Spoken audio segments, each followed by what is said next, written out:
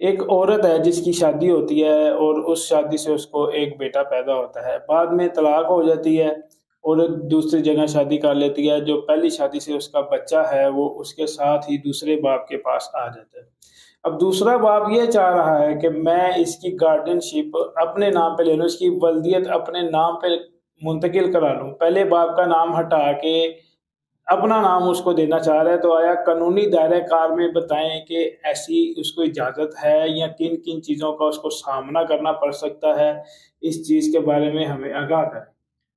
آپ کا جو یہ سوال ہے، اس سوال کا جواب میں اس طریقے سے کچھ دینا چاہوں گا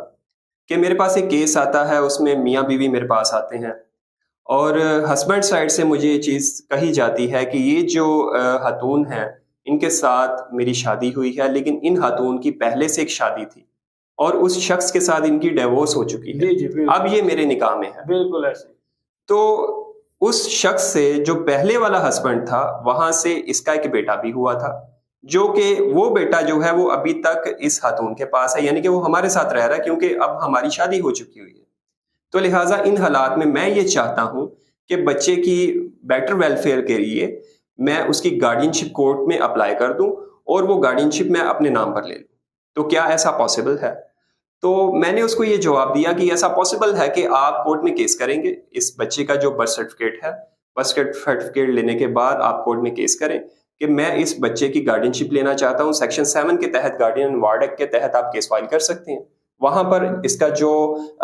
اصل جو والد ہے اس کو بھی نوٹسز جائیں گے کہ اگر آپ کو کوئی اعتراضات ہے تو آپ اپنے اعتراضات کورٹ میں فائل کریں۔ ادروائز بھی اگر کوئی بھی شخص اس چیز میں انٹرسٹڈ ہے یا اس کو کوئی آبجیکشن ہے کوئی کسی بھی بلڈ ریلیٹو کو، تو وہاں پر پبلک ایٹ لارج کو بھی پارٹی بنایا جاتا ہے، وہ بھی کورٹ میں آئے اور اپنے اعتراضات فائل کر سکتا ہے۔ تو لہٰذا آپ کورٹ کے ذریعے اس بچے کی گارڈین شپ لے سکتے ہیں، تو وہ ایک اچھا رستہ ہے۔ پھر اگلا وہ مجھ سے کویشچن کرتا ہے، وہ یہ کہتا ہے کہ اچھا اس بچے کا تو میرے پاس برتھ سرٹیفکیٹ بنا ہوا ہے ہی نہیں، تو کیا ایسا پاسبل ہے کہ میں یونین کونسل سے اس بچے کا برتھ سرٹیفکیٹ بنواؤں اور وہاں پر میں اپنی ولدیت اس بچے کی لکھوا دوں؟ تو کیا ایسا پاسبل ہے کہ میں اس بچے کو اپنی ولدیت دے دوں؟ تو میرا جواب اس پر یہی تھا کہ جیسا کہ اس کا والد ہے، چاہے وہ ان کی ڈائیورس ہو چکی ہے، ماں باپ کی ڈائیورس ہوتی ہے، بچوں کی نہیں ہوتی ہے۔ ماں باپ کی چاہے ڈائیورس ہو گئی لیکن بچے اسی جگہ پر ہے، اس نے اپنے باپ کو باپ ہی کہنا ہے، ماں کو ماں ہی کہنا ہے۔ اگر اس کا والد کل کو آ جاتا ہے سال بعد، 2 سال بعد، 3 سال بعد، اور وہ آ کے کلیم کرتا ہے، بچے کی کسٹڈی فائل کر دیتا ہے کورٹ میں اور یہ کہتا ہے میرا بچہ پروڈیوس کرو، کہاں پہ ہے میرا بچہ؟ تو تب آپ کورٹ میں جا کر کیا کہو گے؟ کیا جواب دو گے کہ وہ بچہ کہاں پہ ہے؟ تو ایٹ دی اینڈ آپ کو یہ بتانا پڑے گا کہ یہ وہی بچہ ہے جس کی ولدیت ہم نے چینج کروا دی ہے۔ تو جب وہ ڈاکومنٹ سامنے آئے گا، اگر اس باپ نے بھی پہلے والے ہسبینڈ نے اس عورت کے جس کا وہ بچہ ہے، اگر اس نے